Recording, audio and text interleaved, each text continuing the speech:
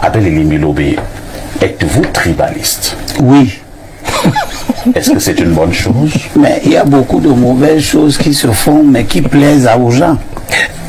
Par exemple... Le fait d'avouer que vous êtes tribaliste, on ne devrait pas vous donner une palme d'or?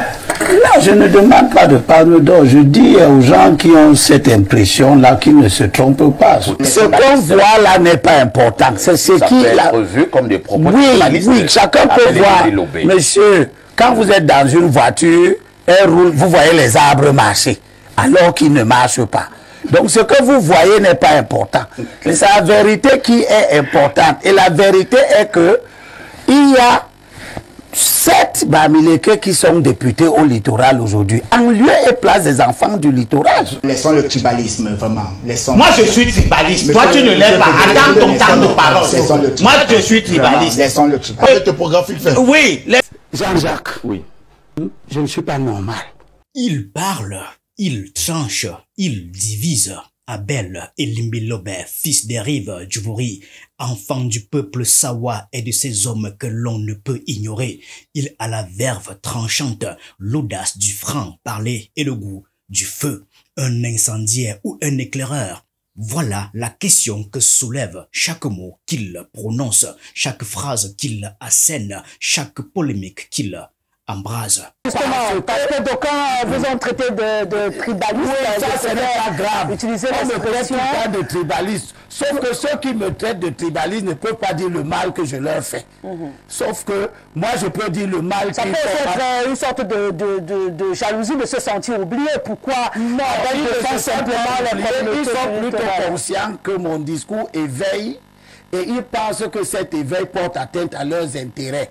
L'homme est un exilé volontaire du Social Democratic Front, SDF, un ancien conseiller municipal de Douala, un agitateur des ondes, un pourfendeur des figures sacrées de l'histoire camerounaise. Il marche sans faiblir sur les statues que d'autres vénèrent. Et quand il parle d'Ernest Ouandié, martyr de la lutte anticoloniale, c'est pour le qualifier de ceci. Ça se passe entre 60 et 71 quand on arrête Ernest Ouandié, qui est un bandit, un grand bandit. Comment ça? Il ne faisait pas de la politique. Le terme au Cameroun était déjà indépendant. Il était bandit comment? Il était un bandit, il brûlait des villages pour rien. Quand il évoque Maurice Kamto, c'est pour le peindre en traître. À votre avis, Kamto est-il l'homme de la situation? Non. C'est le danger. Monsieur Kamto est un véritable danger. C'est pas fort là? Tant mieux si c'est fort. S'il peut d'ailleurs comprendre ça comme ça, c'est bien. Il ne s'incline devant rien ni personne. Mais derrière le fracas de ces mots, c'est tout un pays qui tremble sur ses fractures les plus profondes. Le tribalisme, ce poison-là, cette vieille malédiction qui gangrène le Cameroun depuis ses premières heures. Il n'est pas doté d'une architecture intellectuelle qui puisse lui permettre d'avoir un peu de recul quand il faut prononcer un mot, quand il faut sortir une phrase. La preuve, comment est-ce que vous pouvez, si vous avez ce recul de raisonnement, quelle que soit l'animosité ou la haine, je ne sais pas quoi que vous pouvez entretenir d'une personne ou d'une cause, vous savez, notre administration a tout prévu. Mais c'est le passage à l'acte qui fait problème. Nous avons ici une justice qui, lorsque le discours de haine est condamné, et dès que quelqu'un prononce un mot déplacé qui rentre dans le discours de haine, il faut que la justice réagisse aussitôt. Ah, le Cameroun, ce puzzle des peuples, cette Babel en sursis où chaque nom trahit une appartenance, où chaque accent vend une origine. Ici, le tribalisme est une bête tapie dans l'ombre, rampante et vorace qui ressurgit à chaque joute polémique, à chaque élection, à chaque débat. Il n'est pas une simple insulte, il est une arme, une machette verbale, un fusil silencieux. Ernest Ouandié, en 1970, j'étais un petit garçon. Quand il a été arrêté, le bruit a couru dans le pays Bamileke que le chef bandit, le chef des maquisards a été arrêté. Voilà ce que j'ai dit. Et je leur ai dit que voici ce qu'on avait dit. J'ai entendu. Que c'était pas moi. C'est pas moi. Voici ce que j'ai dit. C'est ce qu'on... Maintenant, vous dites que c'est un héros. Voilà ce qu'on disait de Ernest Ouandié. La question fondamentale, c'est qu'il faut interroger cette période qui a divisé l'Ouest et qui aujourd'hui a des impacts sur notre vivre ensemble. Si Ernest Ouandié est le héros, comme il y a un décret de pacification de la République pris par le chef de l'État Paul Biya pour maintenir la paix, pour faire de lui le héros national. Ceux qui ont tué mon père, le chef Bafou, le chef Ngouajo, le 22 septembre 1959, et qui se réclament de Ernest Ouandié, qui se réclament comme étant ses partisans. Si Ernest Ouandié est un héros, c'est que ceux qui ont tué le chef Bafou sont aussi des héros. Alors, mon chef est alors quoi? Puisque à cette époque, l'Ouest a basculé dans le maquis. Mais Bafou, mon village, avec mon chef, mon roi, nous ne sommes pas allés dans le maquis.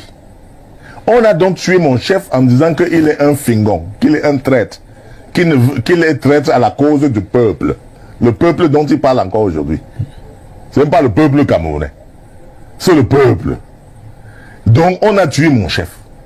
Parce qu'il a refusé de faire la guerre. On est allé à la chefferie et on l'a éventré. On l'a tué. Oh. D'accord? Et ce sont les chefs, les chefs voisins qui se sont réunis pour dire que allons punir l'autre chef. Et j'ai donc posé la question dans mon post.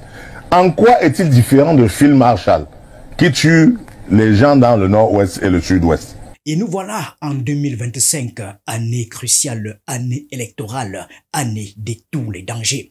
Les tambours résonnent, les couteaux s'aiguisent, les rancœurs se réveillent. On parle d'alternance, on parle de rupture, on parle de nouveau Cameroun. Mais dans les ruelles obscures, les vieilles haines murmurent des menaces dans toutes les langues du pays. On ne votera pas pour un projet ni pour une idéologie. On votera par réflexe ethnique, par peur de l'autre, par méfiance tribale. Je ne sais exactement pas pour qui roule Abel Elimbi Lombe. Ce que je vais dire n'engage que moi. Déjà sur les réseaux sociaux, après l'agression ou la prétendue agression de sa femme, il a fait un post, je ne sais pas si exactement le compte en question c'est le sien, mais où il invite déjà les Sawa à sortir pour prendre sa défense, prendre la défense de sa femme par rapport à l'acte d'agression. Je ne veux pas qu'on tombe dans les exacerbations de la violence. Mais pourquoi sur la sortie de M. Elimbi Lombe, j'ai tenu à avoir une position équilibriste et pondérée. Alors, j'ai demandé qu'on laisse les gens libres de dire ce qu'ils pensent. C'est-à-dire que je pourrais être offusqué de ce que Blériot dit. Je pourrais trouver que c'est totalement inepte. Mais je me battrai quand même pour que Blériot ait le droit de dire cette ineptie et que je l'écoute. Voilà mon concept de la liberté. Abel Elimbi Lombe l'a compris. Il l'utilise, il le dénonce, il le sublime. D'un côté, il s'érige contre l'ethnofascisme, s'attaque aux grands tribuns du moment, renverse les idoles. De l'autre, il attise les braises, souffle sur les cendres de vieilles rancœurs, divise les Camerounais en peuples rivaux. Il parle avec une franchise brutale qui séduit autant qu'il révulse. Est-il un dénonciateur du tribalisme ou son plus grand artisan? Le venin est déjà dans le sang de la nation. Alors lorsqu'on constate aujourd'hui qu'il y a des gens qui continuent de parler, dans les mêmes chaînes de télévision, dans les mêmes radios, qui continuent de vociférer les mots de haine, mais on ne dit rien. Mais aujourd'hui, pourquoi les mots d'Elimbi Lombe ont pris de l'ampleur? Il y a d'autres qui ont dit des choses beaucoup aussi abominables.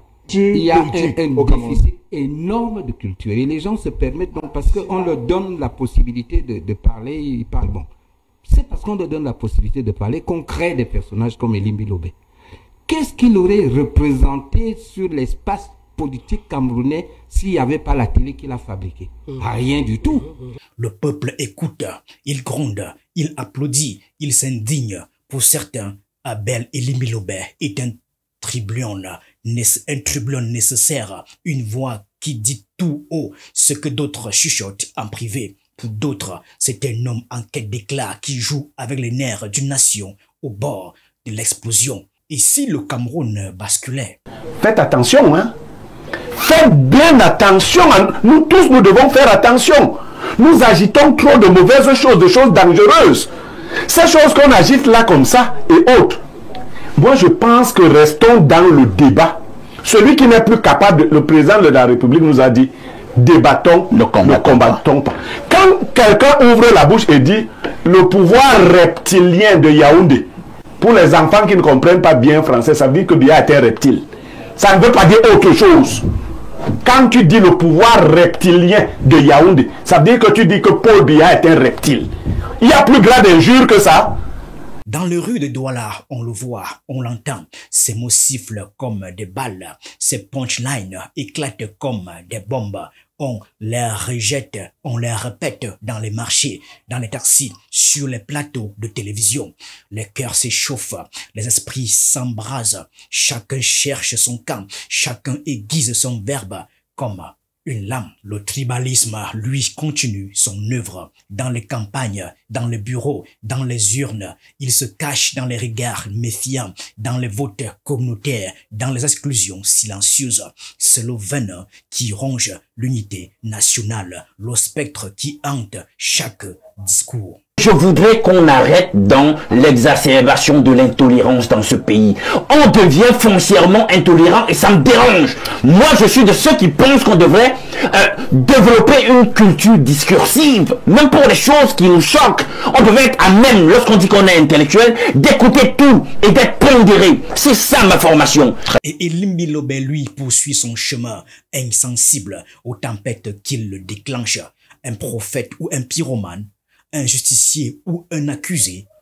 Le Cameroun, ce pays où l'on est Bamoun, Bassa, Ewondo, Betty ou Bamleke, avant d'être Camerounais, n'a pas fini de juger cet homme-là. Nous nous préparions à mener ce combat qui transcende les clivages politiques. Il s'agit de sauvegarder les places du littoral et je pense d'ailleurs que l'évolution politique qui se produit, dont nous allons certainement abondamment parler ici, commence à mettre la puce à l'oreille de tout le monde. Donc merci au ballon. Vous l'avez dit. Le vent de l'élection souffle comme une tempête. Les alliances se font et se défont. Les politiciens chuchotent dans des salons feutrés pendant que le peuple crie dans la rue. Les anciens conflits ne sont pas morts. Ils dorment sous la cendre. Et Abel Elimbi-Lobe est-il le dernier des orateurs ou alors le premier des pyromanes? Le tribunal de l'opinion publique est ouvert. Les juges sont nombreux. Les sentences contradictoires. Un jour, Elimbi-Lobe sera-t-il réhabilité comme un homme de vérité ou sera-t-il relégué à l'histoire comme un faiseur de discorde? Une chose est sûre et certaine. Le Cameroun ne pourra échapper éternellement à ce débat. Pourquoi nous voulons d'un Cameroun où les gens doivent commencer à dire, dès que je vais dire ceci, on va me tuer, on va... Le premier à ouvrir la boîte de Pandore ne sera pas capable de la fermer. Il faut que ça s'entende comme ça. Une fois que la boîte de Pandore sera ouverte, on ne sait pas dans quel sens ça ira. Il faut que nous travaillions tous à ne pas franchir cette ligne. Le tribalisme n'est pas un homme.